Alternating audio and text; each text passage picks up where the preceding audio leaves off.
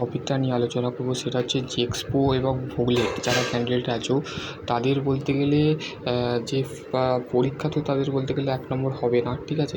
2 নম্বর হচ্ছে তাদের বলতে গেলে মেরিট লিস্ট কীভাবে বানবে, ঠিক আছে। তো সেই ক্ষেত্রে আজকে টপিক, তো সম্পূর্ণ ভিডিওটা দেখবে, ভিডিওটা কেউ স্কিপ করবে না। তো দেখো নর্মালি যারা বলতে গেলে দেখো এখানে বলে দিয়ে আছে, এখানে ইম্পর্টেন্ট যে গাইডলাইন বা মেনশান করা আছে সেটা হচ্ছে for the merit list of the polytechnic and ITI, মানে পলিটেকনিক বা আইটিআইয়ের ক্ষেত্রে second in percentage marks score of percentage as of the for the admission class 10 of minimum eligibility 50% weightage, ঠিক আছে। Total marks of the 50% marks তো obtain the mathematical physical science. তাহলে normally যদি তোমাদের স্কুল বোর্ডের ক্ষেত্রে 700 নম্বরের পরীক্ষা হয়, ঠিক আছে।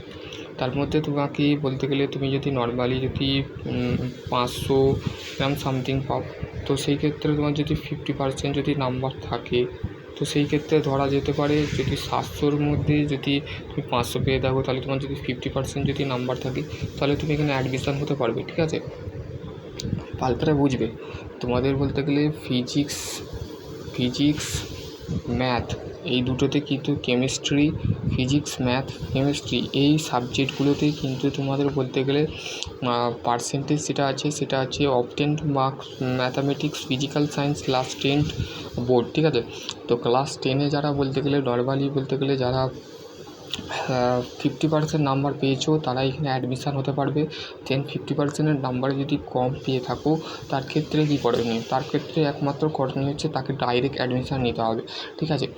আর তোমাদের বলতে গেলে এমনিতে পরীক্ষা হবে, তো সেই ক্ষেত্রে তোমাদের বলতে গেলে যারা বলতে গেলে ডাইরেক্ট অ্যাডমিশান নেবে তো তাদের ক্ষেত্রে বলতে গেলে কম খরচার মধ্যে 70 থেকে 77 হাজার টাকার মধ্যে বলতে গেলে তারা বলতে গেলে 2 বছরের পলিটেকনিক করতে পারবে, এবং 90,000 বা 95,000-এর মধ্যে তারা বলতে গেলে 3 বছরের ডিপ্লোমা কমপ্লিট করতে পারবে, ঠিক আছে। ডাইরেক্ট অ্যাডমিশান নিলে তোমাদের বলতে গেলে এই খরচা হবে।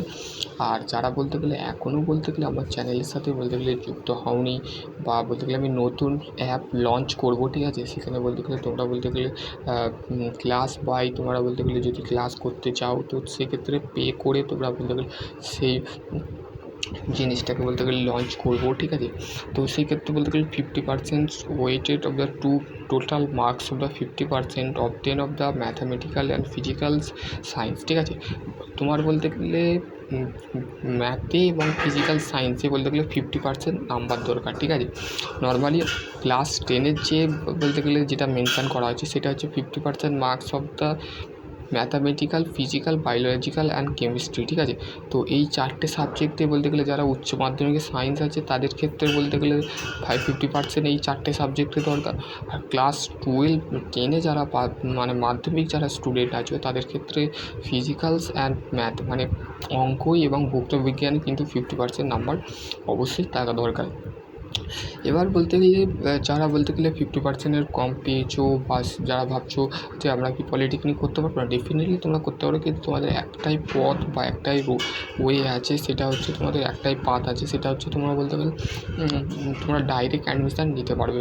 তা বাকি তোমরা বলতে গেলে তোমাদের যদি 50% বা 60% নাম্বার থাকে তো ডেফিনেটলি তোমরা বলতে গেলে পলিটেকনিকে ভালো কলেজ যেটা আছে সেটা তোমরা পেয়ে যাবে। তো এর মধ্যে যদি ছাত্রছাত্রীর মনের মধ্যে আরও কনফিউজ থাকতে পারে যে আমাদের বলতে গেলে তাহলে দাদা আমরা তাহলে ভর্তি হবো কেন, তাহলে আমরা তাহলে অন্য কোর্স করবো, তো তোমাদের ব্যাপার বাবা, তোমরা বলতে গেলে যে কোর্স নেবে করবে, কিন্তু বলতে গেলে ম্যাক্সিমাম এখানে মেনশান করে দিয়ে আছে, ঠিক আছে। ম্যাক্সিমাম মেনশান করে দিয়েছে, যেটা আমার বলার কর্তব্য ছিল যে তার থেকে তোমাদের কিন্তু মেরিট লিস্ট যেটা আছে সেটা অবশ্যই বেরোবে, ঠিক আছে।